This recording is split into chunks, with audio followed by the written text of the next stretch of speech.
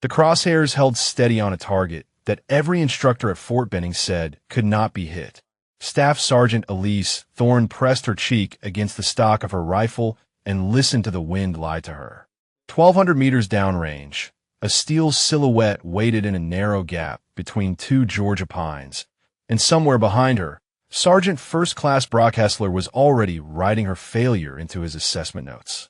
3 weeks of his doubt, 3 weeks of his sabotage, 3 weeks of every man on this range waiting for her to prove them right about women in sniper school. But Elise had learned to shoot from a man who never missed, in valleys twice as unforgiving as this one, and she had carried his memory across 2 deployments and 1,000 lonely nights to reach this exact moment. 3 weeks earlier, the bus from Fort Stewart had dropped her at Harmony Church with nothing but her duffel and a photograph she kept folded in her wallet. The Georgia heat pressed down like a physical weight as she walked toward the in-processing building, and she could feel eyes tracking her from every direction. 23 other candidates had arrived that morning. She was the only one who drew stares. The sergeant at the desk looked at her paperwork twice before speaking. Thorne, E. Staff Sergeant, 3rd Infantry Division. He read the words like they confused him. You are here for sniper qualification. It was not quite a question. She confirmed that she was. He stamped her forms without making eye contact and pointed her toward the barracks. Before we continue, drop a comment and let us know what state you're watching from. Maybe you have witnessed someone prove the doubters wrong where you are from. The barracks hallway smelled like boot polish and institutional cleaner. Elise found her assigned bunk in a bay with 11 other candidates, all of whom stopped talking when she entered. A specialist with movie star looks and a smirk to match watched her stow her gear. She ignored him.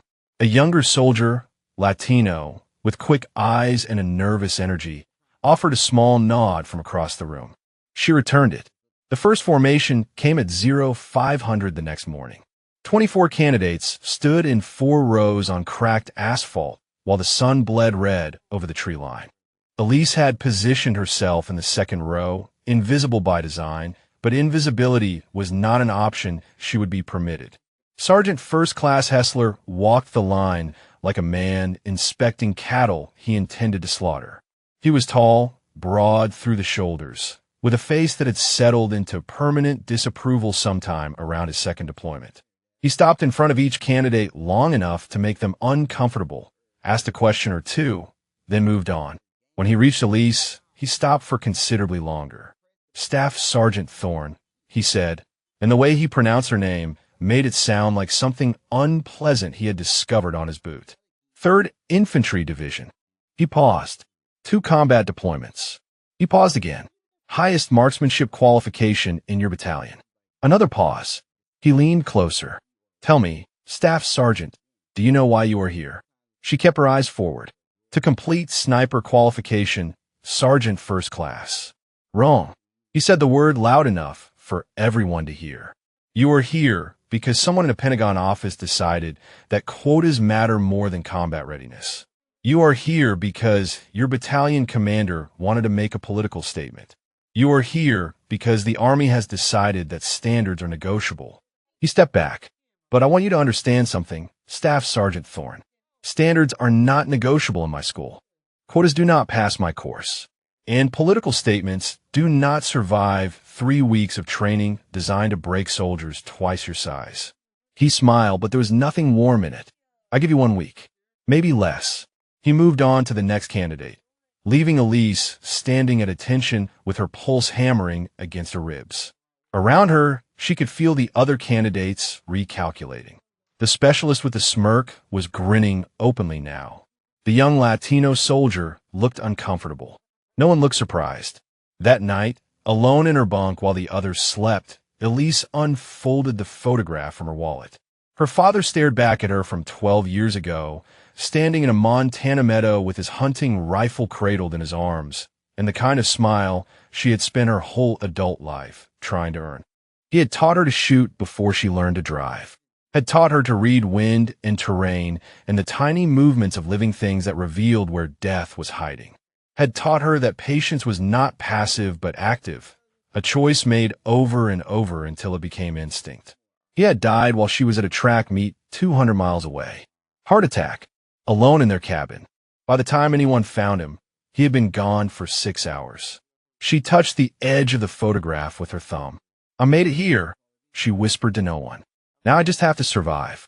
The next morning brought the first classroom session, and with it, the full weight of what she was facing. Hessler stood at the front of the room explaining ballistic coefficients and bullet drop, while his eyes kept finding her in the back row. When he asked a question about wind drift calculation at 600 meters, she answered correctly. He told her she was wrong and moved on. When she answered a question about mirage reading, he interrupted her halfway through to call on someone else. The message was clear. Nothing she did would be good enough. Nothing she achieved would be acknowledged. But Elise had learned patience from a man who once waited 19 hours in a frozen blind for a single shot at a bull elk. She had learned silence from a father who spoke more with his hands than his words. And she had learned, in the hardest possible way, that the people who doubted you only had power if you let them inside your head. Sergeant First Class Hessler thought he was going to break her. He had no idea who he was dealing with. The classroom sessions continued for 3 more days, and each one followed the same pattern. Hessler would teach. Elise would know the answers. Hessler would find ways to dismiss, interrupt, or ignore her. The other candidates watched this dance with varying degrees of interest, some amused, others uncomfortable, most simply grateful that they were not the ones in the crosshairs. On the 4th morning, something changed. A new instructor entered the classroom before Hessler arrived. He was older, mid-30s, with the kind of quiet confidence that came from having nothing left to prove. His uniform bore the insignia of Special Forces, and his eyes moved across the room with the patient assessment of a man who had learned to read people in places where misreading them meant death. "Sergeant First Class Marcus Webb," he said by way of introduction, "I will be assisting with your marksmanship evaluation phase." He did not look at Elise any longer than he looked at anyone else. He did not single her out. He did not make her feel like a problem to be solved. It was such a small thing, being treated like just another candidate, but after 4 days of Hessler, it felt like oxygen after drowning. Webb began reviewing the fundamentals of precision shooting, and his teaching style was nothing like Hessler's. Where Hessler lectured, Webb discussed. Where Hessler dismissed questions, Webb explored them. Halfway through the session, he posed a scenario involving a target at 800 meters with a quartering crosswind and asked for input on hold adjustments. Elise answered before she could stop herself. The words came out clean and precise, a calculation her father had drilled into her before she was old enough to understand the math behind it. When she finished, Webb nodded. "That is correct," he said. He looked at her for a moment longer than necessary, and something in his expression suggested he had just filed away an important piece of information. Hessler arrived late to that session. He stood in the back of the room with his arms crossed and his jaw tight, watching Webb teach with an expression that bordered on territorial. When the class ended, he intercepted Elise at the door. Showing off for the new instructor, he said quietly, "Try to make friends." She did not respond. He leaned closer. "It will not help you, Staff Sergeant. Webb does not grade the final qualification." "I do." She held his gaze for exactly 2 seconds, then walked past him without a word. It was a small victory, but in a war of attrition, small victories were the only kind available. The mess hall that evening was crowded with candidates from multiple courses, and Elise found an empty table in the corner where she could eat without being watched. She was 3 bites in her meal when someone sat down across from her. The young Latino soldier from her bay grinned at her with the easy confidence of someone who had never learned to be afraid of social consequences. "Private First Class Danny Reyes," he said, "but everyone calls me Reyes." He did not wait for her to respond before continuing. "So I figured since we were both probably going to wash out of this course, we might as well be friends while we are here." Elise looked at him. "What makes you think I'm going to wash out?" Reyes shrugged. "I do not think you are, but Hessler thinks you are, and he is the one with the clipboard." He took a bite of his own food. "Me, I am probably going to wash out because I cannot hit a target past 500 meters to save my life." Literally. He grinned again. "But I figure if I'm going down, I might as well go down next to the only person in this course who makes Hessler angrier than I do." Despite herself, Elise felt the corner of her mouth twitch. Why does Hessler have it out for you?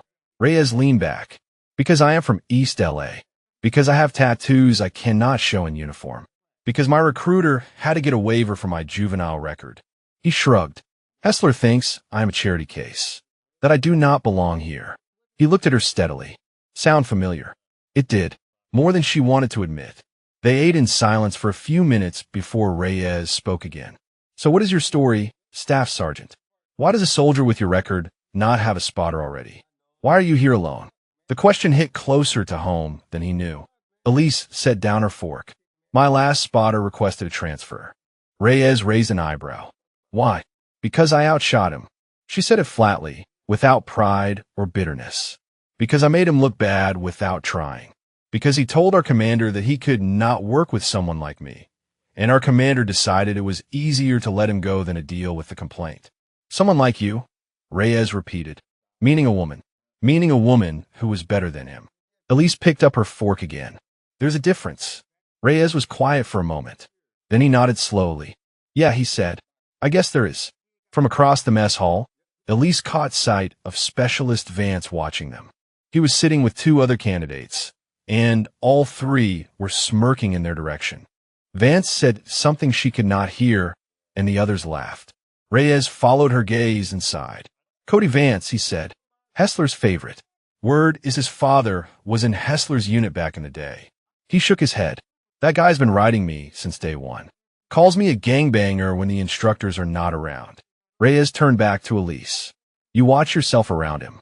He is not just a jerk. He is a jerk with protection. Elise filed that information away. She was building a map of this place, learning who was dangerous and who was merely unpleasant, who could be trusted and who would sell her out for a better evaluation score. The announcement came that evening during final formation. Tomorrow would be the first live fire assessment. Known distance targets from 100 to 600 meters. Marksmanship fundamentals. The baseline that would determine who moved forward and who went home early. Hessler delivered the news with his eyes fixed on Elise. I expect some of you will find this assessment challenging, he said. For some of you, it will be the moment you realize this course is beyond your capabilities. He smiled. I look forward to seeing who rises and who falls. That night, Elise cleaned her rifle 3 times.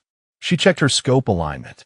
She ran through wind calculations in her head until the numbers blurred together. And when she finally lay down in her bunk, she pulled out her father's photograph one more time. He had always told her that the shot itself was the easy part. The hard part was everything that came before. The waiting, the doubt, the voices that told you that you were not good enough. She had been hearing those voices her entire career. Tomorrow, she would answer them the only way she knew how, with a bullet through the center of every target they put in front of her. The range at Harmony Church stretched out under a pale morning sky. Targets positioned at measured intervals from 100 meters to 600. 24 candidates lined up at their assigned lanes, rifles checked and rechecked, nerves humming beneath the surface of military discipline. Elise drew lane 17. Hessler positioned himself directly behind her. The first string of fire was at 100 meters. Basic marksmanship, a warm-up designed to settle nerves before the real test began. Elise settled into her prone position, pressed her cheek to the stock, and found the target through her scope. Something felt wrong immediately. The reticle was off, not by much, a fraction of a degree that most shooters would never notice.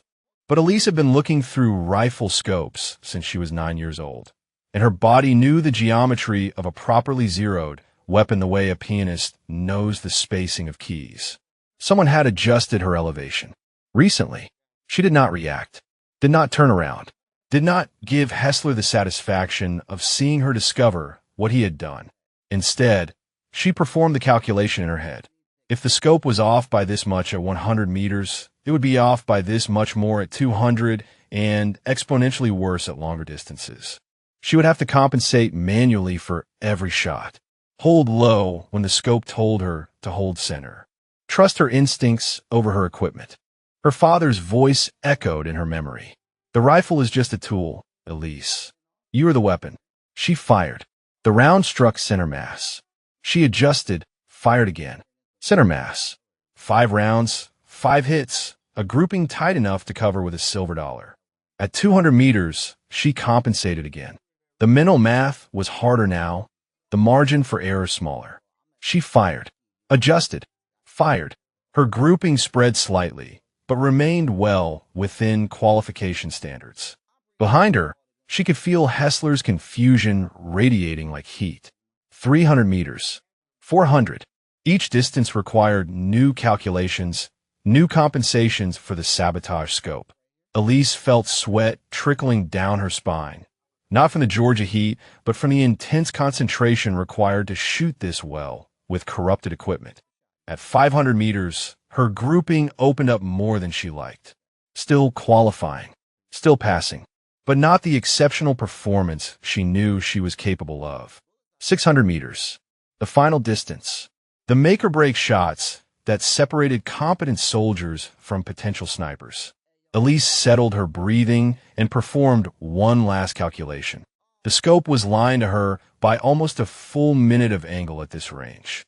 She would have to hold nearly 6 inches low to hit center. She fired. The round struck the target's chest. She adjusted based on instinct, not the lying reticle, and fired again. Chest. Again. Chest.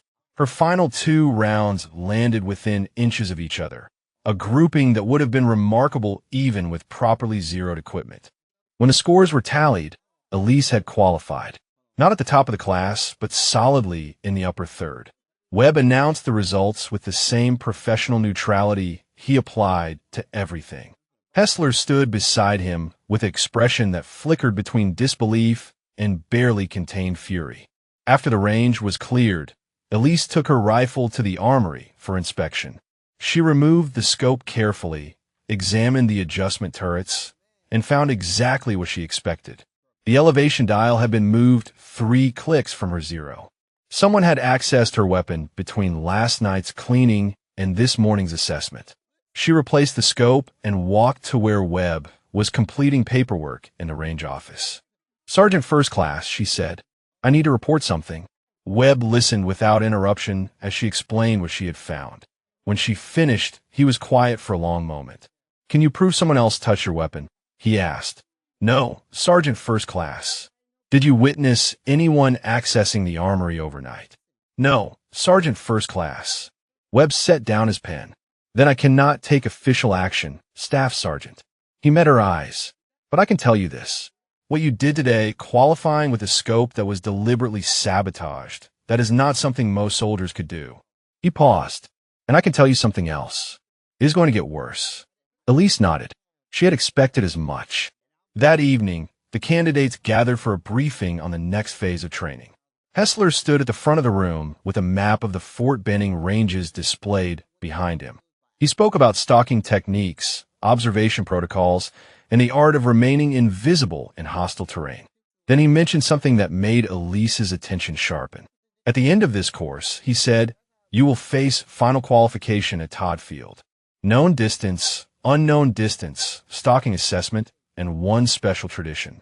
He smiled in a way that did not reach his eyes. There is a target at Todd Field that sits at 1,247 meters, nearly 3/4 of a mile.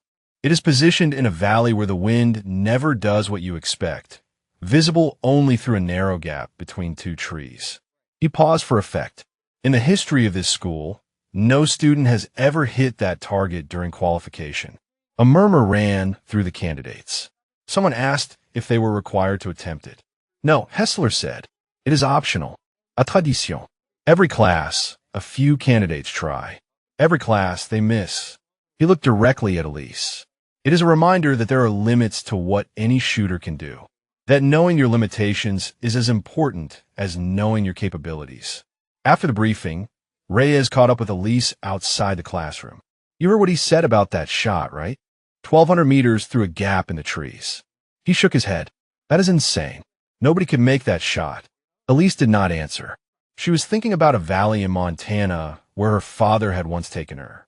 A valley with unpredictable thermals and crosswinds that shifted every few seconds. A valley where he had taught her to read the wind by watching grass move at different distances, to feel the rhythm of the air instead of fighting it. She was thinking about a shot that no one had ever made. And she was thinking that Hessler had just given her exactly what she needed. A target, a challenge, a way to prove herself so completely that no amount of sabotage or prejudice could deny what she had accomplished. Back at her barracks, she examined her rifle one more time. The scope was properly zeroed now, her adjustments verified and documented. But she knew it would not stay that way. Whoever had tampered with her equipment would try again. The sabotage today was just the beginning. She thought about reporting it to someone higher than Webb, filing a formal complaint, demanding an investigation. But she knew how that would play out. She would be labeled a troublemaker. Her qualification scores would be questioned. Hessler would claim she was making excuses for subpar performance. No, the only way through this was forward. The only answer to their doubt was excellence so undeniable that even her enemies would have to acknowledge it. Elise lay back on her bunk and stared at the ceiling. Somewhere on this base, Hessler was planning his next move. Somewhere, Vance was laughing with his friends about the woman who thought she could be a sniper. Let them laugh. Let them scheme. Let them throw everything they had at her. She was just getting started. The stalking phase began on a Monday morning with fog hanging low over the Georgia pines. Hessler gathered the candidates at the edge of a training area that stretched for miles into rough terrain, a landscape of ravines and thickets, and open ground designed to expose anyone who did not know how to disappear. This is where soldiers wash out, Hessler announced. His eyes found Elise in the formation. This is where we separate those who can shoot from those who can hunt. Marksmanship gets you to this point. Fieldcraft determines whether you survive it. He smiled. Out there, accidents happen. Heat exhaustion, twisted ankles, soldiers who push too hard and break down. He let the words hang in the humid air. I expect we will lose a few of you this week. The exercise was straightforward in concept and brutal in execution. Each candidate would low crawl across 800 meters of varied terrain toward an observation post manned by instructors with high-powered optics. The goal was to reach a final firing position, identify a target, and take a shot without ever being detected. Detection meant failure. Failure meant starting over. 3 failures meant elimination from the course. Elise drew her sector assignment and felt something cold settle in her stomach. She had been given the northwest quadrant, the roughest terrain on the range. Rocky ground that would shred elbows and knees, sparse vegetation that offered minimal concealment, and a final approach across 50 meters of nearly open grass. It was the sector that instructors reserved for candidates they wanted to break. She began her stalk at 0700. The first 200 meters were manageable, a shallow ravine with enough brush to mask her movement. She moved the way her father had taught her, inches at a time, feeling the ground before committing her weight, becoming part of the landscape instead of moving through it. The memory came unbidden. She was 12 years old, lying in a meadow beside her father while a buck grazed 100 yards away. He had his hand on her back, steadying her breathing, his voice barely a whisper in her ear. The deer knows you are here, Elise. He can feel you. But if you become the grass, become the earth, become nothing but patience and stillness, he will forget. She had lain there for 2 hours without moving. When she finally took the shot, the buck never knew what killed him. That night, her father had told her she was a natural, that she had a gift most hunters spent decades trying to develop. She had not understood then what he meant. She understood now. The middle section of her stalk was the hardest. The rocky ground bit into her knees and elbows, drawing blood that she ignored. The sun climbed higher, and the temperature rose until the air itself felt like a weight pressing down on her. She passed another candidate who had stopped moving, his face pale with heat exhaustion. She could not help him without compromising her own stalk. She kept moving. By early afternoon, she had reached the final approach. 50 meters of knee-high grass between her and the firing position. The observation post was directly ahead, instructors scanning with binoculars and spotting scopes. She could see Hessler among them, his optics sweeping the field with predatory focus. Elise lowered herself until her body was pressed flat against the earth. She began to move, not crawling, flowing. each motion synchronized with the breeze that rippled through the grass, her ghillie suit blending with the vegetation until she was invisible even to herself. It took her 90 minutes to cross those 50 meters. When she finally reached the firing position, she identified her target, calculated the distance, and squeezed the trigger. The shot was clean, center mass. She had completed the stalk without detection. An hour later, she stood before Hessler while he reviewed her scorecard. His face was a mask of professional neutrality, but his eyes burned with something uglier. "Staff Sergeant Thorne," he said slowly, "your shot was accurate. Your approach was undetected." He paused. "However, I observed that during the final 50 meters, your left elbow rose above the grass line on 3 separate occasions. This constitutes detection in a combat environment." Elise felt her jaw tighten. "I was not flagged by any observer, Sergeant First Class." "I am an observer," Hessler replied, "and I am flagging you now." He made a note on his clipboard. "This stalk is graded as a failure. You will repeat the exercise tomorrow." The words hit like a physical blow. Elise stood at attention, her mind racing through regulations and protocols, searching for grounds to challenge the ruling. Before she could speak, another voice cut through the tension. "Sergeant First Class Hessler." Webb approached with his own clipboard in hand. "I was observing from the secondary post during Staff Sergeant Thorne's approach. At no point did I observe any exposure above the vegetation line." He held up a form. "I have documented my observations here." Hessler's expression flickered. "Sergeant First Class Webb, this candidate is assigned to my evaluation section. And course regulations state that any disputed observation call must be resolved by senior instructor review." Webb did not raise his voice, but there was steel beneath his words. "I am prepared to submit my documentation to the course commander, if necessary." The silence stretched between them. Elise watched Hessler calculate his options, watched the fury build behind his eyes as he realized he had been outmaneuvered. "Fine," Hessler said finally. "The stalk is graded as a pass." He turned to Elise. "Congratulations, Staff Sergeant." He said the words like they tasted of ash. "You survived today." Webb nodded once to Elise and walked away. Hessler watched him go, then turned back to her. His voice dropped to barely above a whisper. "You think you have won something here," he said. "You think having Webb in your corner changes anything." He leaned closer. "The field phase is next. 3 days in the bush. No observers to save you. No regulations to hide behind. Just you and the terrain and every opportunity for something to go wrong." He smiled.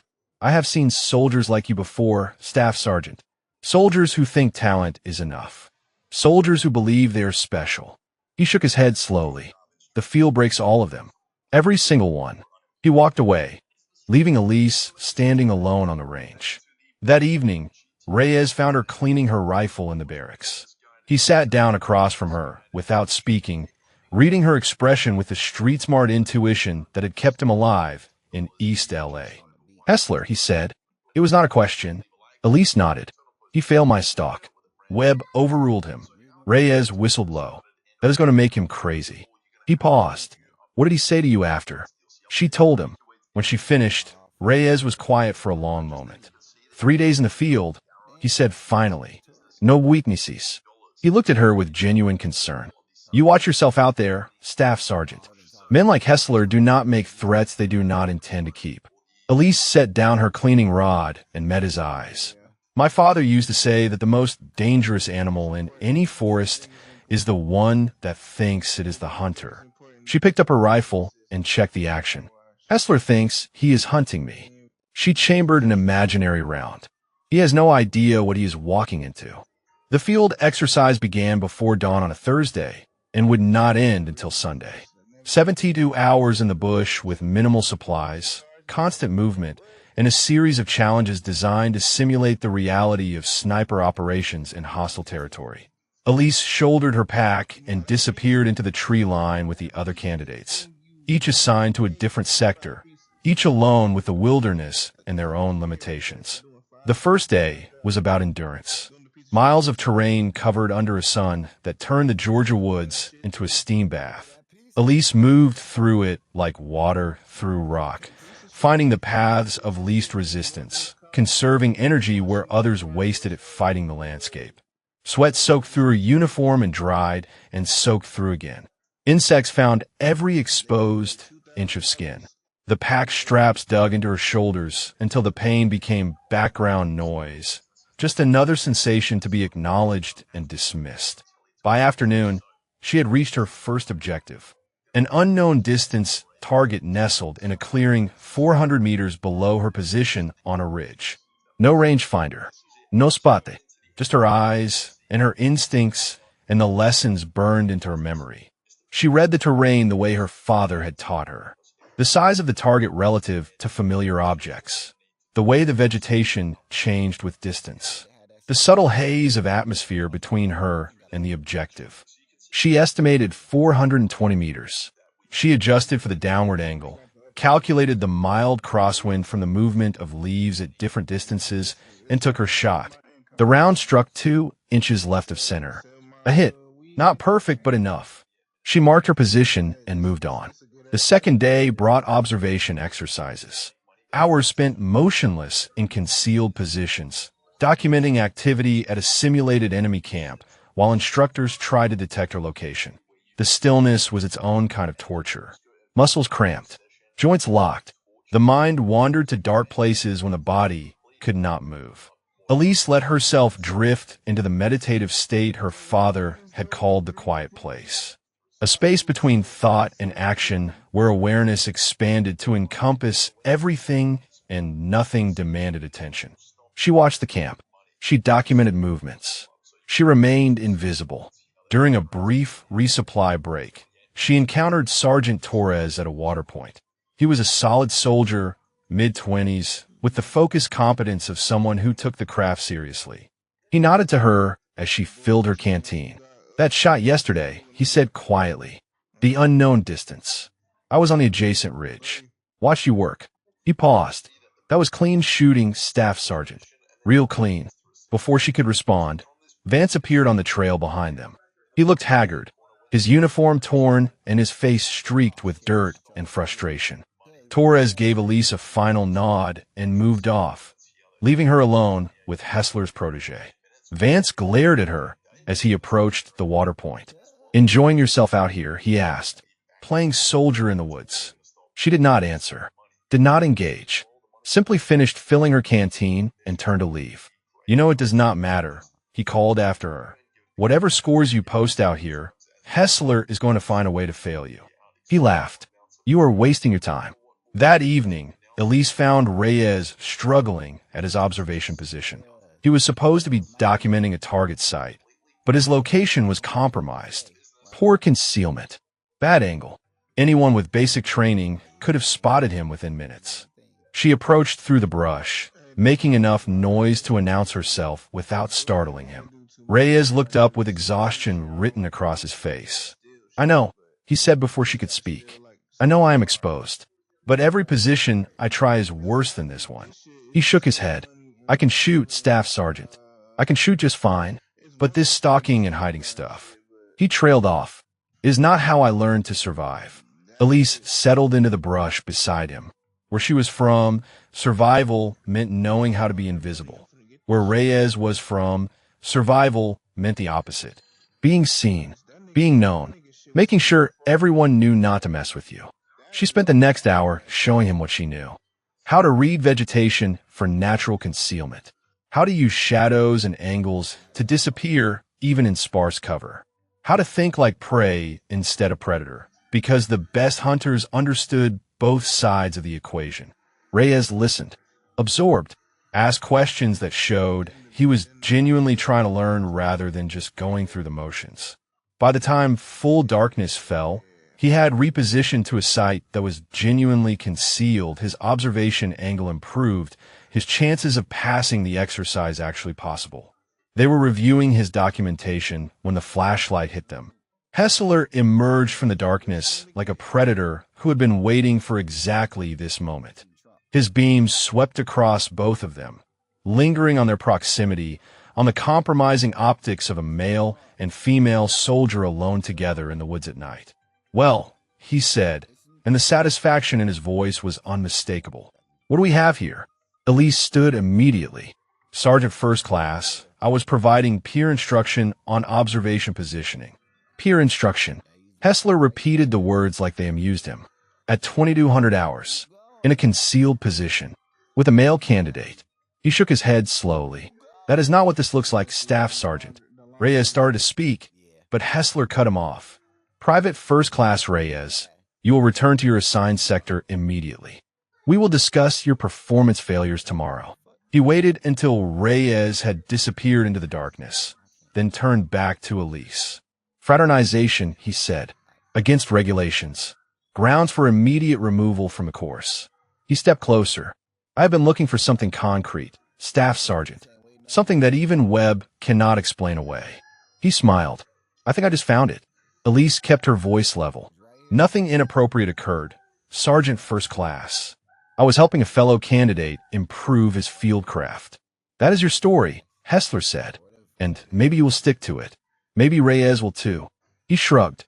Or maybe, when I separate you for questioning, one of you will say something different. He turned to leave, then paused. The field exercise continues for another 36 hours, Staff Sergeant. I suggest you spend that time thinking about your future. Because right now, it is entirely in my hands.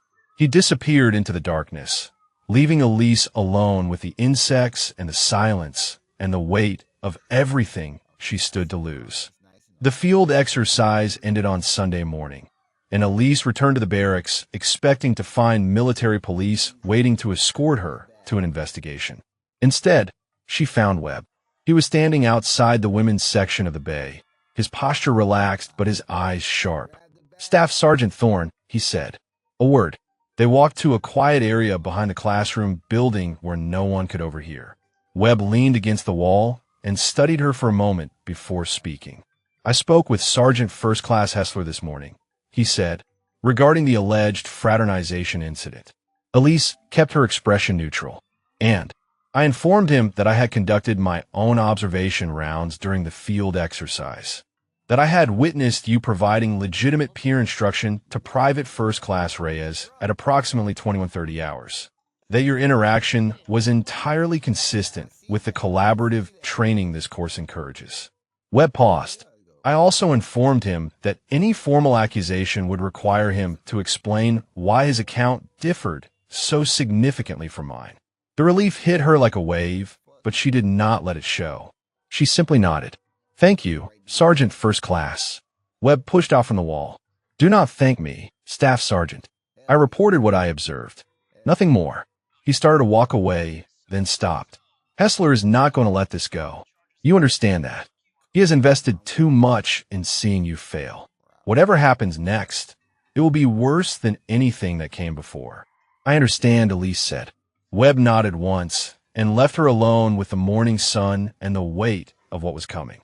The classroom session that afternoon focused on extreme long-range engagement. Webb led the instruction, walking through the physics and mathematics of shooting beyond 1,000 meters. Wind deflection at distance. The Coriolis effect on transcontinental shots. The way heat mirages could make a target dance and shimmer until precision became guesswork. Then he brought up the photograph. It appeared on the screen at the front of the room. A steel silhouette positioned in a narrow valley, visible through a gap between two towering Georgia pines. The image was grainy, taken from a considerable distance, but something about it made Elise's breath catch in her throat. This is Target 17 at Todd Field, Webb said, 1,247 meters from the qualification firing line. He let the numbers sink in. For context, the maximum effective range of the M24 system is 800 meters. This target exceeds that by nearly 450 meters. A murmur ran through the candidates. Someone asked why such a target existed if it was beyond the weapon's effective range. Webb smiled slightly. Because warfare does not care about official specifications, he said. Because there are situations where a sniper may need to attempt shots that the manual says are impossible. And because this target has become something of a tradition at this school. He clicked to the next slide. A list of names and dates stretching back decades. Every class since 1982 has had at least one candidate attempt this shot during final qualification, Webb continued. He paused. None of them have made it. The room was silent. Elise stared at the photograph, her mind racing through calculations she had not consciously begun. The difficulty is not merely the distance, Webb explained. The valley creates unpredictable thermal currents. A creek runs along the base, generating rising air that interacts with the prevailing crosswind. The result is a wind pattern that shifts every few seconds in ways that are nearly impossible to predict. He looked around the room.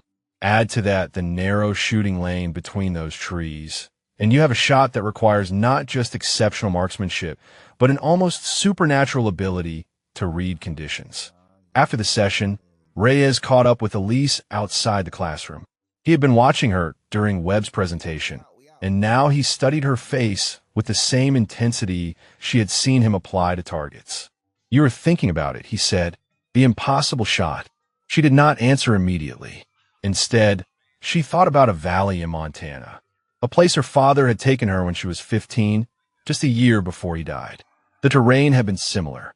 A narrow draw where thermal currents rose from a mountain stream and played havoc with the wind. Her father had called it the Devil's Breath. He had spent 3 days teaching her to read that valley, to watch the grass at different distances and build a mental picture of how the air was moving, to feel the rhythm of the gusts instead of fighting them. On the third day, she had made a shot at 1,100 meters that her father called the finest piece of shooting he had ever witnessed. That was the last trip they took together. Reyes was still watching her. Staff Sergeant. Elise met his eyes. My father taught me to shoot in a place like that valley, she said quietly. He taught me things about reading wind that are not in any manual. Things that took him 30 years to learn. She looked back toward the classroom where the photograph of Target 17 still glowed on the screen. I know that shot looks impossible. She paused. But I have made shots like it before. Reyes was quiet for a long moment. Then he nodded slowly. If anyone in this course can do it, he said, it is you. That night, after lights out, Elise slipped out of the barracks and made her way to the range office. The building was dark, but she knew where Webb kept the topographical maps of the training areas. She found the one showing Todd Field and spread it on a table, studying the contours by flashlight. The valley where Target 17 sat with a natural wind tunnel. The creek bed would generate thermal lift during daylight hours. The surrounding ridges would channel crosswinds from the west. The gap between the pines was perhaps 8 feet wide at the shooting distance. Narrow, but not impossible. She ran the calculations in her head. Bullet drop at 1,247 meters. Drift compensation for variable winds. The hold adjustments required to thread around through that gap and connect with steel. The mathematics said it could not be done. But Elise had stopped believing in mathematics the day her father taught her that shooting was as much art as science. That the best marksmen did not calculate their way to impossible shots. They felt them. She folded the map and returned it to its place. Then she walked outside and stood in the darkness, looking toward the distant tree line where Todd Field waited. Hessler wanted her to fail. Vance wanted her to fail. Half the candidates in this course expected her to wash out before qualification. She was going to give them something they would never forget. She was going to make the shot that no one had ever made. And when that steel rang at 1,247 meters, every single one of them would know exactly what she was capable of. The scores from the field exercise were posted on Tuesday morning. Elise found her name in the upper third of the rankings, her performance solid despite everything Hessler had thrown at her. She scanned down the list until she found what she was looking for. Reyes D, private first class. Bottom 5. One more failed exercise, and he would be eliminated from the course. She found him behind the barracks, sitting on an equipment crate with his head in his hands. He did not look up when she approached. I saw the scores, she said. Reyes laughed, but there was no humor in it. Yeah, he finally raised his head. Turns out you cannot shoot your way out of everything. Who knew? Elise sat down on the crate beside him. The stalking assessment is worth 40% of the field phase grade. You still have the final exercise, which I'm going to fail. Reyes shook his head. You saw me out there, Staff Sergeant. I do not know how to be invisible. Where I come from, invisible meant dead. You had to be loud, had to be seen. How to make sure everyone knew not to mess with you. He stared at the ground. The army was supposed to be different. A fresh start. A chance to be somebody other than the kid who grew up watching his friends get shot on street corners. He was quiet for a moment, and when he spoke again, his voice was different. Smaller. More honest. My mother worked 3 jobs to keep us out of the worst of it, he said. 3 jobs, and she still could not stop my brother from joining the 18th Street Gang when he was 14. He was dead by 16. Drive-a-bee. Wrong place, wrong time. She found him on the sidewalk 2 blocks from our apartment. Elise did not speak. She understood that some stories needed to be told without interruption. After that, I went the other way. Thought I could protect myself by becoming what everyone expected me to be. Got the tattoos. Did the crimes. Spent 18 months in juvenile detention before I turned 17. Reyes looked at her. You know what saved me? A judge who gave me a choice. Prison or the army. He said I had potential. Said I was wasting it on people who would get me killed before I turned 25. He stood up and walked a few paces away, his back to her. I have been in for 4 years now. Deployed twice. Made specialist. Started to believe that maybe I could actually be someone.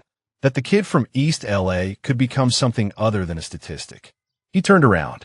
This course was supposed to prove that. Sniper qualification. Elite. The kind of thing that shows everyone, shows myself, that I am not who I used to be. Elise saw her father in him then. Not in his features or his voice, but in the desperate hope that burned beneath the surface. The need to prove that hard work and talent could overcome circumstance. The terror of falling short. The final field exercise is in 3 days, she said. I can help you. Reyes shook his head. You already tried that. Hessler almost ended both of us. Then we will be more careful. Elise stood and faced him. I'm not going to watch you wash out, because no one taught you how to disappear. Not when I can fix it. They trained every spare moment for the next 2 days. Early mornings before formation. Late evenings after classroom sessions. Elise taught him everything she knew about movement and concealment, breaking down technique her father had spent years perfecting in his simple, repeatable steps. Reyes was a fast learner, motivated, desperate in the way that only someone fighting for their future could be. By the second day, his movement through vegetation had improved dramatically. His instincts were still wrong, still tuned to the streets instead of the wilderness, but he was learning to override them. On the 3rd morning, Hessler found them. They were practicing in a wooded area behind the ranges, Reyes low-crawling through underbrush while Elise observed and corrected. Neither of them heard Hessler approach until his voice cut through the morning air. What exactly is happening here? Elise stood immediately. Peer instruction, Sergeant First Class. Private First Class Reyes requested assistance with his field craft. Hessler walked a slow circle around them, his eyes cataloging every detail. Peer instruction, he repeated. That is what you call this. Unauthorized training outside of scheduled exercises. Coaching a failing candidate to artificially inflate his scores. He stopped in front of Elise. In my experience, Staff Sergeant, this is called cheating. Reyes stepped forward. Sergeant First Class, Staff Sergeant Thorne was only trying to help me improve. There is nothing in the regulations that prohibits candidates from training together. Hessler turned on him with barely contained fury. You do not speak unless spoken to, private. Your performance in this course has been an embarrassment to everyone who recommended you for selection. He jabbed a finger at Reyes. You do not belong here. You never did. And no amount of coaching from your girlfriend is going to change that. Elise felt the anger rise in her chest, hot and dangerous. She forced it down. Sergeant First Class, the accusation of a personal relationship has already been investigated and dismissed. It has been noted, Hessler corrected, not dismissed. And this little scene suggests my original assessment was correct. He pulled out his notebook. I am documenting this as unauthorized collaboration. Both of you will receive formal counseling statements. A new voice interrupted. On what grounds, Sergeant First Class? Webb approached from the direction of the ranges, his expression unreadable. Behind him, Sergeant Torres and another candidate named Kowalski followed at a respectful distance. Hessler's jaw tightened. Sergeant First Class Webb, this does not concern you. It concerns the integrity of this course. Webb stopped beside Elise. Peer instruction between candidates is not only permitted, it is encouraged. The sniper community depends on knowledge sharing. Formally counseling candidates for helping each other improve would contradict everything we teach about teamwork and mentorship. Hessler glared at him. These two have a pattern of inappropriate contact that goes beyond mentorship. Then document the pattern and submit it for review. Webb did not flinch, but documenting legitimate training as misconduct will not survive scrutiny, and we both know it. The standoff lasted several seconds.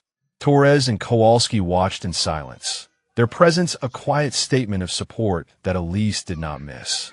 Finally, Hessler closed his notebook. The final field exercise begins tomorrow at 0500, he said. His eyes moved from Elise to Reyes and back again. I expect both of you to demonstrate exactly what you are capable of. He smiled coldly. Without any help, he walked away, leaving them standing in the morning light with the weight of everything that was coming pressing down on their shoulders. Webb nodded once to Elise. Final exercise. 72 hours. Whatever happens out there, it ends this. He glanced at Reyes. Both of you, be ready. Elise watched him leave, then turned to Reyes. You heard him. Reyes nodded, his jaw set with determination she had not seen before. I am ready, Staff Sergeant. He met her eyes. Thanks to you. The night before the final exercise, Elise could not sleep. She lay in her bunk listening to the breathing of the other candidates, her mind cycling through everything that would happen in the next 72 hours. Around 0200, she gave up on rest and slipped outside for air.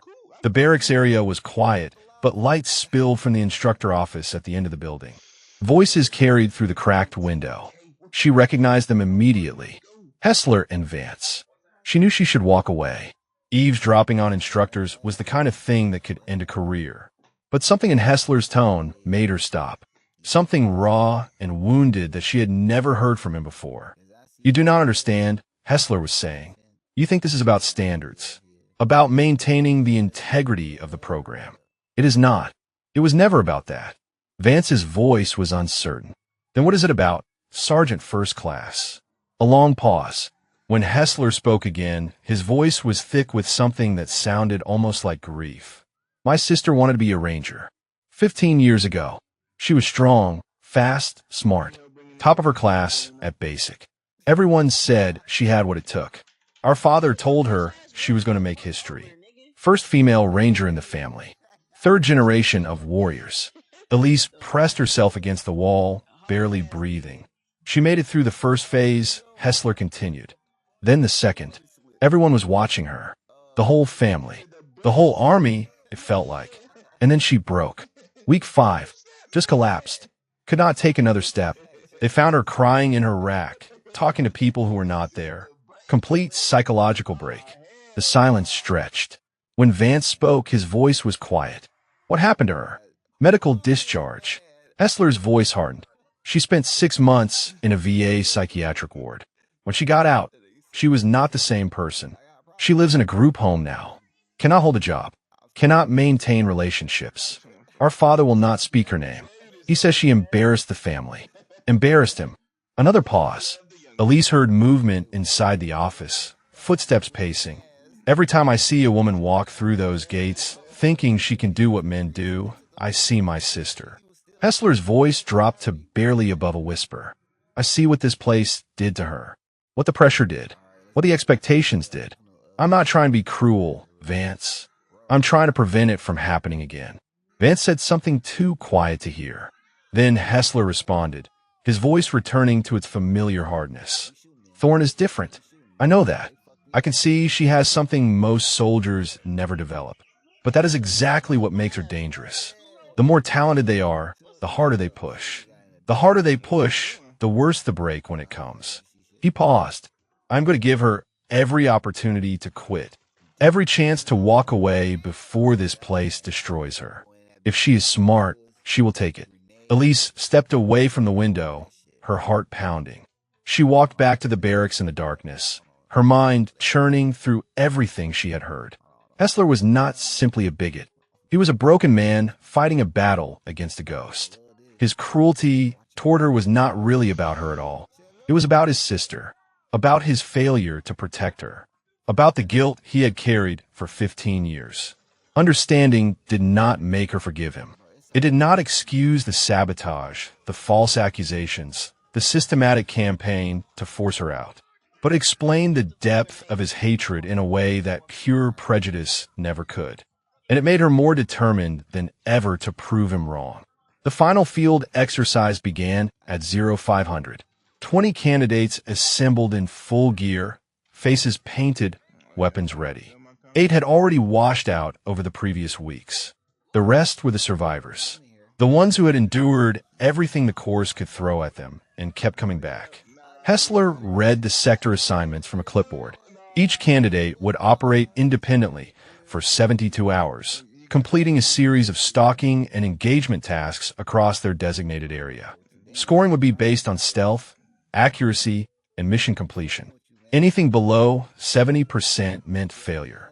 When he reached Elise's name, he paused. Staff Sergeant Thorne. Sector 9.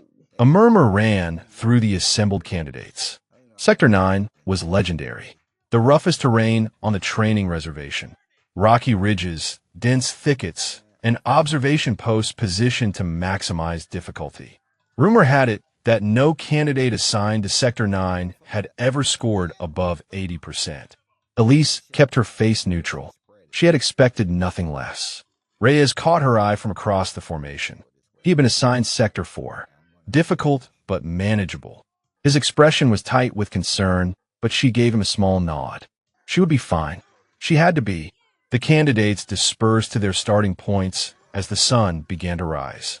Elise moved to the edge of Sector 9 and studied the terrain ahead. Miles of unforgiving landscape stretched before her. Rocky ground that would punish every movement. Sparse vegetation that would test her concealment skills to the limit. Observation posts manned by instructors who would be watching for the slightest mistake. 72 hours. Everything she had worked for. Everything she had endured. It all came down to this. She thought about her father. About the valleys he had taught her to navigate when she was barely old enough to carry a rifle. About the patience he had instilled in her. The discipline, the absolute refusal to quit when the terrain turned hostile. She thought about Hessler's sister, about the woman who had broken under pressure that Elise was about to face, about the cautionary tale that Hessler saw every time he looked at her. She was not going to break. She was not going to give him that satisfaction. She was going to walk out of this wilderness in 3 days with a score that would silence every doubt, every accusation, every whispered prediction of her failure. And then she was going to make the shot that no one had ever made. Elise checked her weapon one final time, adjusted her pack, and stepped into Sector 9. The final battle had begun. 72 hours in Sector 9 nearly killed her. The terrain was worse than the rumors suggested. Rocky slopes that shredded her knees and elbows. Thickets so dense she had a low crawl for hundreds of meters at a time. Observation posts positioned on every high point, manned by instructors who seemed to know exactly where she would be before she got there. But Elise did not break. She did not falter. She moved through that wilderness like a ghost, completing every task, hitting every target, disappearing into the landscape so completely that even the best observers lost track of her for hours at a time. When she emerged on the final morning, exhausted and bleeding from a dozen small cuts, her score was 91%, the highest ever recorded in Sector 9. Hessler reviewed her paperwork without comment. His face revealed nothing, but she saw the tension in his jaw, the way his pen pressed too hard against the clipboard. He had given her his worst, and she had not just survived. She had excelled. Qualification day dawned clear and hot. The remaining candidates assembled at Todd Field for the final assessment. Known distance shooting first. Targets from 200 to 800 meters. Elise moved through the course with mechanical precision, her groupings tight, her adjustments perfect. She finished with the second highest score of the day. Unknown distance came next. Targets at unmarked ranges scattered across varied terrain. This was where instinct mattered more than training, where the ability to read distance by eye separated good shooters from great ones. Elise called her ranges within 10 meters every time. Her shots landed center mass with a consistency that made the other candidates stop and watch. The stalking assessment was last. A final crawl through unfamiliar terrain toward an observation post that would be actively searching for her. Elise disappeared into the vegetation and did not reappear until she was in position. Her crosshairs centered on the target, her presence undetected until she announced herself with a perfect shot. When the scores were tallied, she had qualified with the highest overall marks in the class. Then came a tradition. Webb gathered the candidates at the far end of Todd Field, where the ground sloped down into the valley that held Target 17. The steel silhouette was barely visible through the narrow gap between those two Georgia pines, a dark shape shimmering in the heat mirage nearly 3/4 of a mile away. "This is optional," Webb announced. "No one is required to attempt this shot. It does not affect your qualification score. But for those who want to try, this is your chance." Vance stepped up first. He had qualified in the middle of the pack, his performance adequate but unremarkable. Now he settled into his position with the arrogance of someone who expected to succeed where everyone else had failed. He took his time, adjusted his scope, checked the wind flags positioned along the valley. When he finally fired, the round disappeared into the trees 50 meters left of the target. He fired again, further left. A third shot sailed high and vanished into the hillside beyond. Vance stood up with his jaw tight. Wind shifted, he said to no one in particular. Impossible to predict. He walked away without meeting anyone's eyes. Torres went next. His approach was more methodical, more patient. He spent several minutes studying the terrain, watching the grass move at different distances. When he fired, the round struck the hillside just behind the target. Close, closer than most, but not enough. He nodded once, accepting the miss with the quiet dignity of someone who understood his limitations. "Good attempt," Webb said. Torres stepped aside. 3 more candidates tried. 3 more missed. The valley swallowed their rounds like it had swallowed every round fired at Target 17 for the past 4 decades. Then Reyes stepped up. He had qualified. Barely. His stalking scores had improved enough to push him over the threshold, and his marksmanship had carried the rest. Now he looked at that distant target with the expression of someone who had nothing left to lose. He fired. The round fell short, kicking up dirt 20 meters in front of the target. He adjusted, fired again. Closer, but still short. His third round struck the hillside, just below the steel. A miss, but respectable. He stood up and caught Elise's eye. Gave her a small nod. "Your turn," his expression said. The other candidates had either attempted their shots or declined. Only Elise remained. Hessler stepped forward before she could move. He positioned himself where everyone could see him, where his voice would carry across the assembled group. "Staff Sergeant Thorne," he said, "the woman who thinks she can do what no man in 40 years has accomplished." He gestured toward the valley. 1,247 meters. Variable thermals. Shifting crosswinds. A shooting lane barely wider than your shoulders. He smiled. No one can make that shot. The words hung in the air. Every candidate was watching. Torres, Reyes, Vance with his arms crossed and his smirk firmly in place. Webb stood to the side, his expression unreadable. Elise walked to the firing position and lowered herself to the ground. The prone position felt familiar, comfortable, like coming home after a long journey. She pressed her cheek to the stock and found the target through her scope. The steel silhouette danced in the heat mirage. The wind flags along the valley contradicted each other, pointing in 3 different directions. The gap between the pines looked impossibly narrow from this distance. She ignored all of it. Instead, she watched the grass, the way it moved at 200 meters, 400, 600, 800. She built a picture in her mind of how the air was flowing through that valley, layer by layer, current by current. She felt the rhythm of the wind, the pulse of the thermals rising from the creek bed, the pause between gusts when the air held still for just a fraction of a second. Her father's voice whispered in her memory. "The rifle is just a tool, Elise. You are the weapon." She made her adjustments. Windage that seemed insane.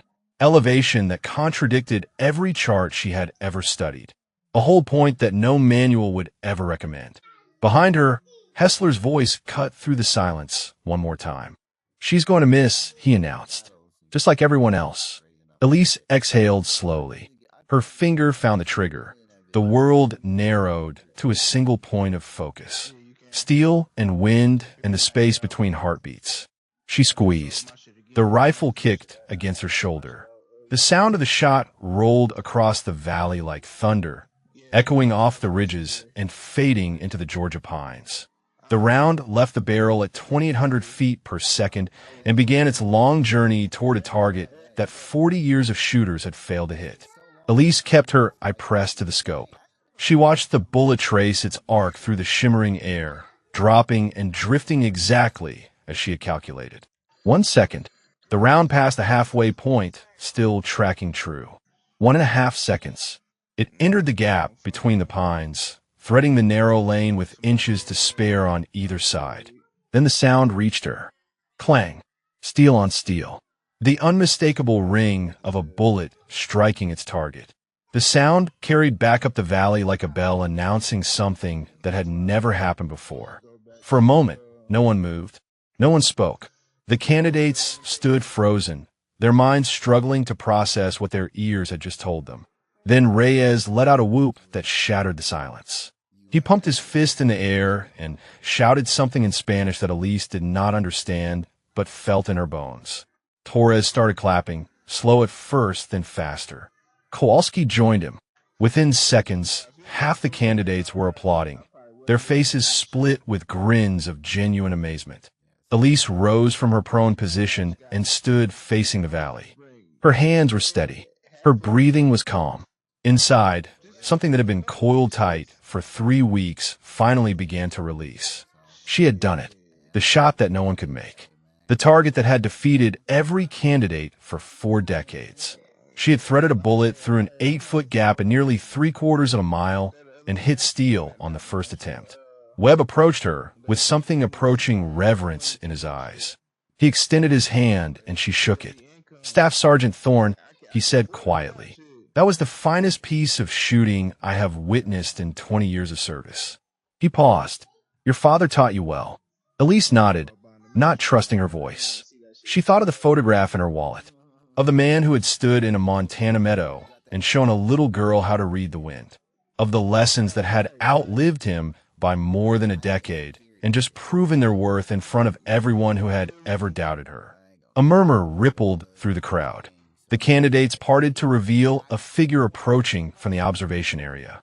Colonel Patricia Drummond moved with the crisp efficiency of a career officer, her silver eagles glinting in the afternoon sun. She stopped in front of Elise and studied her for a long moment. "Staff Sergeant Thorne," the colonel said, "I was observing from the command post." She glanced toward the valley where Target 17 still stood, its steel surface now bearing a fresh dent in the center of mass. "I understand you just accomplished something that has never been done in the history of this school." "Yes, ma'am," Elise replied. Drummond nodded slowly. "I reviewed your file before you arrived here. Top marksmanship scores in your battalion. 2 combat deployments. Consistently outstanding evaluations." She paused. "I also reviewed the reports filed during your time in this course. The allegations, the disputes, the pattern of resistance you encountered from certain instructors." Elise said nothing. There was nothing to say. "I want you to know," Drummond continued, "that I will be personally reviewing the conduct of this course. But right now, I want to ask you one question." She gestured toward the impossible target. "How did you make that shot when no one else could?" Elise thought about the question, about all the technical explanations she could offer. The wind reading techniques, the thermal calculations, the instincts honed over a lifetime of shooting in difficult terrain. But those were not the real answer. "My father always said that impossible just means no one has done it yet," she said. "He taught me to shoot in valleys like that one. Taught me to read the wind by feel instead of by formula." She looked toward Target 17. "He died before I could show him what I learned." She paused. "I have been waiting 12 years to prove that his lessons were worth something." Drummond was silent for a moment. Then she nodded. "They were worth everything, Staff Sergeant. She turned to Webb. Make sure this shot is properly documented. I want it in the official record. Webb saluted. Yes, ma'am. As Drummond walked away, Elise became aware of another presence.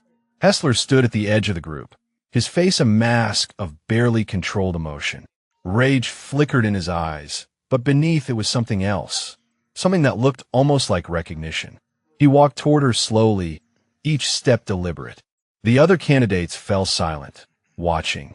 When he reached her, he stopped and stared at her for a long moment. Then he pulled out his clipboard, the same clipboard he had used to document every alleged failure, every fabricated violation, every attempt to force her out of his school. Target 17, he said, his voice flat. Staff Sergeant Elise Thorne.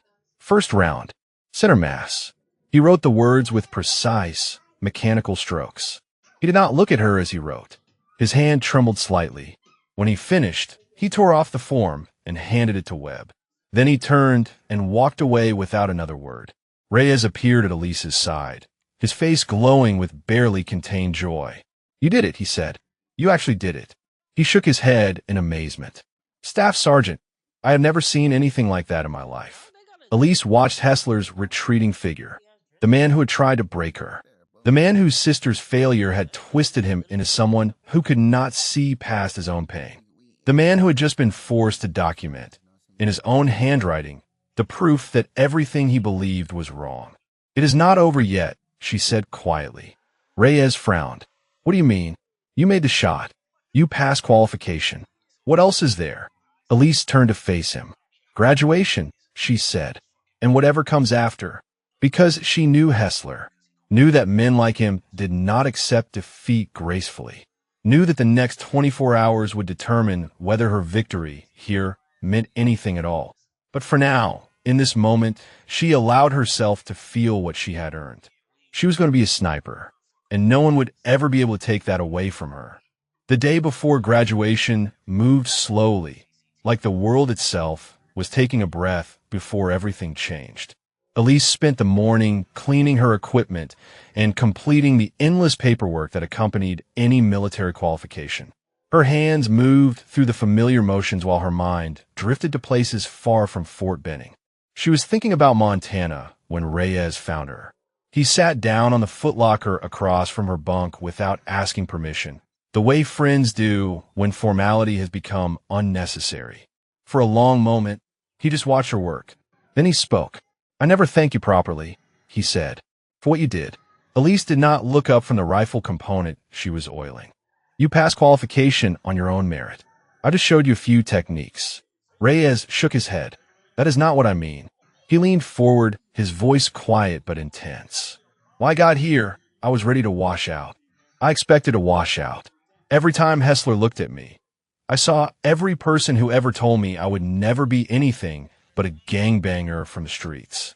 He paused. You saw something different. You treated me like I belonged here, like I had the right to try. Elise set down the component and finally met his eyes. You did belong here. You do belong here. Because you helped me believe it. Reyes smiled, but there was emotion beneath it. Where I come from, people do not do that. They do not risk themselves for someone else's success. He shook his head slowly. You risked your whole career to help me pass stalking. Hessler was looking for any excuse to throw you out, and you gave him one just so I would have a chance. She did not know what to say to that. The truth was simpler than he made it sound. She had seen someone who deserved better, and she had done what her father would have done. What any decent person should do. My father helped people, she said finally. It was just who he was. He taught me that skill means nothing if you do not use it to lift others up. She paused. You reminded me of that. Reyes nodded slowly. Then I guess we helped each other. Before she could respond, movement at the barracks entrance caught her attention.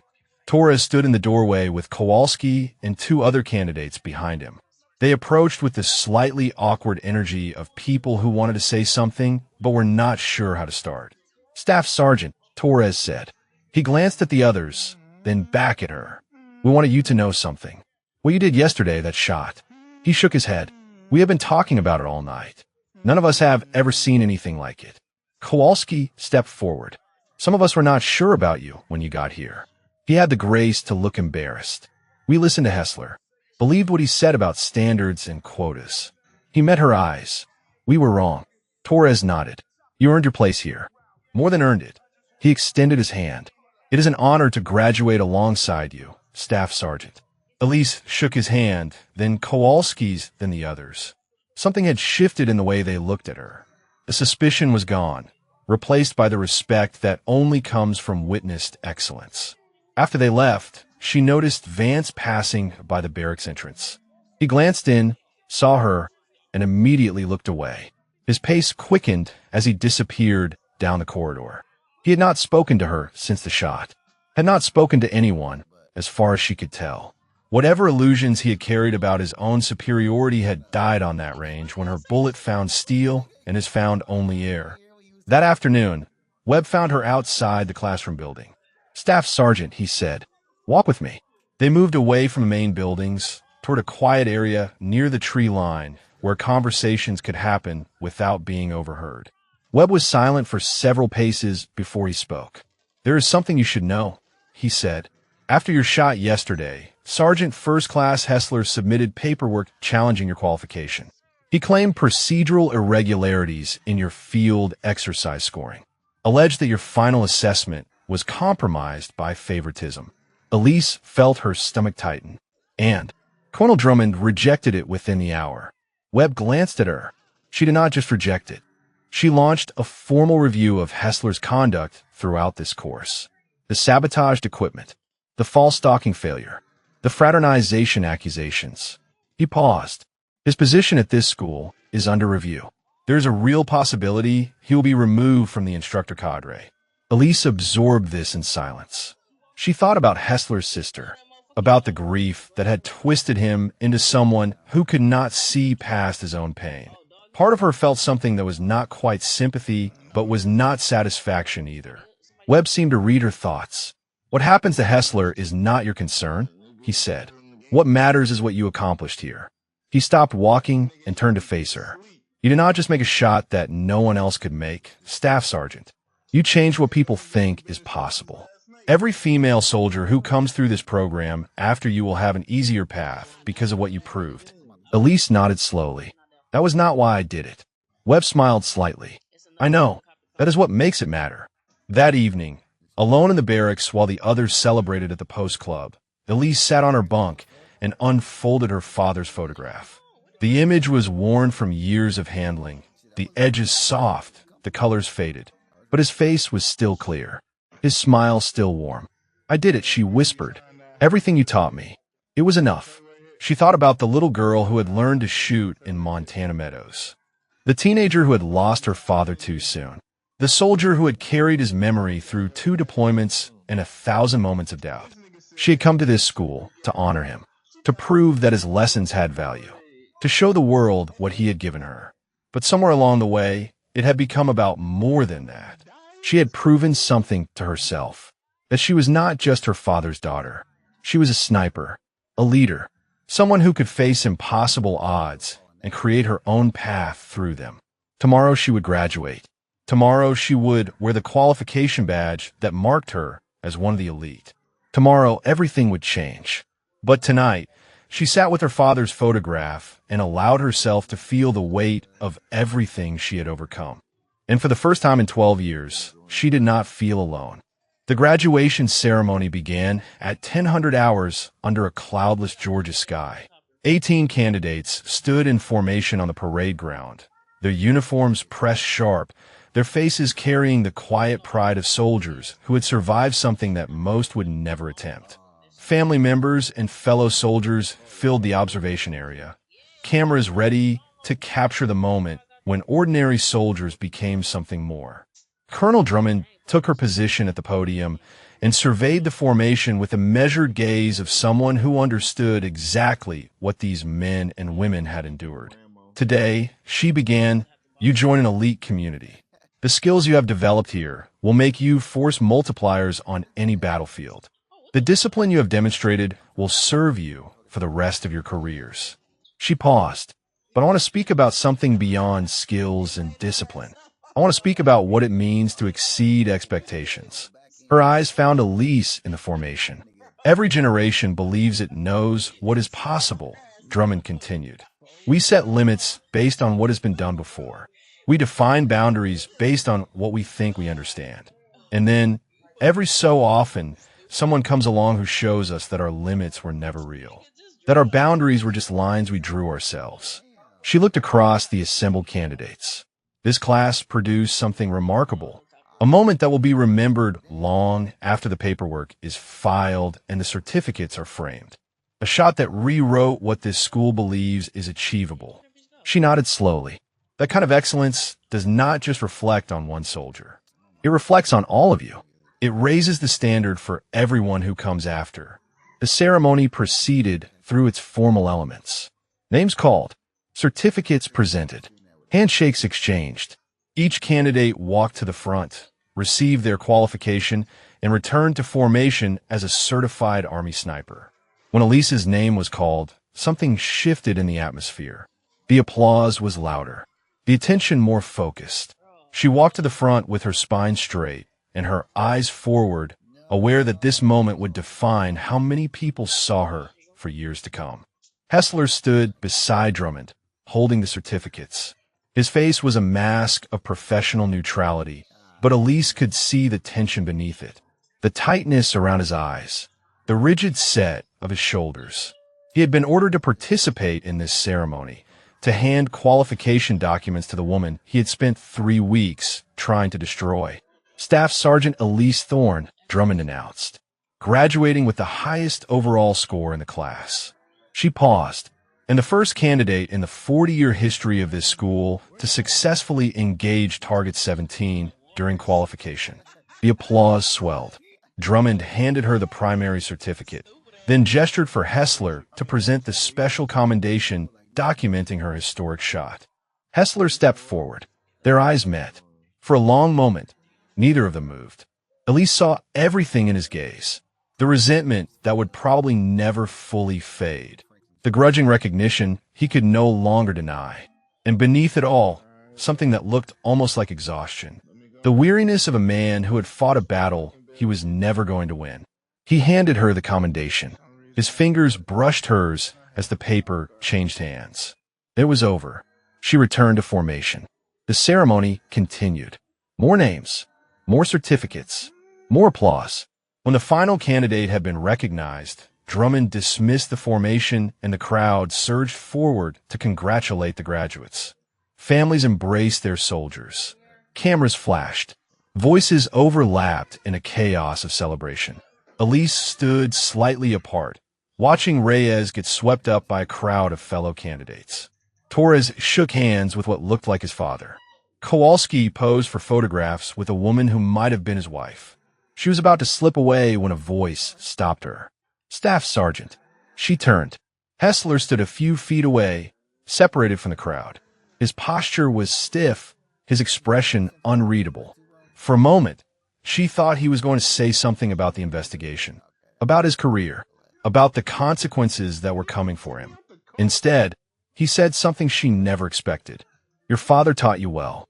The words hung between them. Not an apology, not an admission of wrongdoing, but an acknowledgement, a recognition that everything he had believed about her, about women like her, had been wrong. Elise studied him for a long moment. She thought about his sister, about the guilt he carried, about the twisted path that had led him to become the man who had tried to break her. She did not thank him, did not offer forgiveness he had not asked for, did not pretend that his words erased 3 weeks of sabotage and cruelty. She simply nodded once. Then she turned and walked away.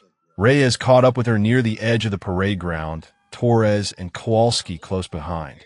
They fell in a step beside her like it was the most natural thing in the world. So what now? Reyes asked. Back to your unit. Deployment. What is next for the woman who made the impossible shot? Elise smiled slightly. Whatever comes next, she said. Same as always. Torres laughed.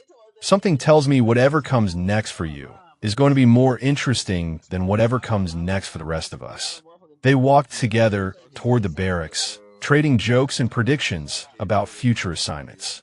For the first time since she had arrived at this place, Elise felt like she belonged. Not because she had proven herself, Not because she had earned their respect, but because she had found people who saw her for who she really was.